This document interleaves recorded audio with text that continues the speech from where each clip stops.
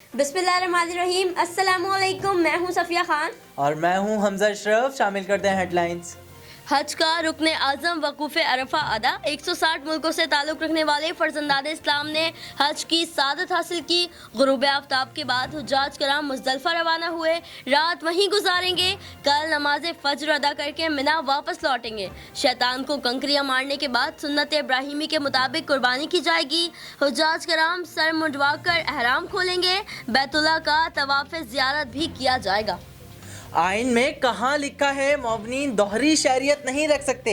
Justice अतर मिनुल्लाह के remarks. कहा, वजीर आजम पर भारी जिम्मेदारियां हैं। वजीर आजम अगर किसी की मदद लें तो इसमें क्या हर्ज है? अगर वजीर आजम को इतना इख्तियार ना दें तो कैसे निज़ाम चलेगा?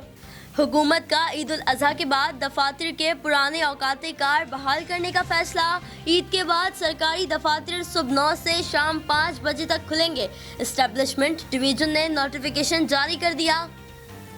कराची में बारिशों से तबाहकारियां, पाक फौज की खिदमत तलब। वजीर आजम का चेयरमैन NDMA को फौरी तौर पर शहर कायद पहुँचने का हुक्म।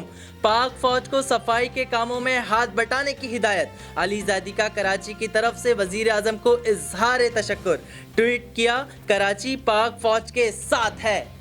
ईद उल अजहा करीब आने पर मंडियों में भावता उरूज पर। उधर गली मोहल्लों में कुर्बानी के खूबसूरत जानवरों के आने से रौनकें बढ़ गईं। मवेशी मंडियों में कोरोना SOPs के खिलाफ वर्जियां भी जारी।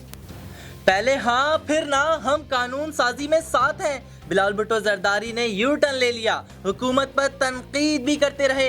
कहा, हुकूमत ने अपनी अना की वजह से बिल को मुतनाज़ा बनाया। दहशत गर्दी का खात्मा और पाकिस्तानी पासपोर्ट की इज्जत चाहते हैं। ऐसी कोई कानून साजी नहीं होने देंगे जो इंसानी हुकूक के खिलाफ हो।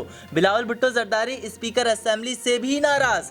कहा, स्पीकर असेंबली के खिलाफ अदम एतमाद की तहरीक लानी चाहिए। अपोजिशन बिल्स की मंजूरी में साथ ना देती तो मुश्तरका इजलास में बिल मंजूर करा लेते। वजीर आजम का कहना है कि अपोजिशन NRO मांगती है, किसी सूरत नहीं देंगे, किसी ब्लैकमेलिंग में नहीं आएंगे। PTI मंशूर से पीछे नहीं हटेगी। इमरान खान की अरकान को अपोजिशन को टफ टाइम देने की हिदायत। तहरीक इंसाफ पार्लिमानी पार्टी के इजलास की अंदरूनी कहानी सामने आ गई। फिल वक्त इतना ही। मजीद खबरों और अपडेट्स के लिए विजिट कीजिए हमारी वेबसाइट CSNlive.tv। इसके अलावा आप हमें फेसबुक और ट्विटर पर भी ज्वाइन कर सकते हैं। देखते रहिए CSN।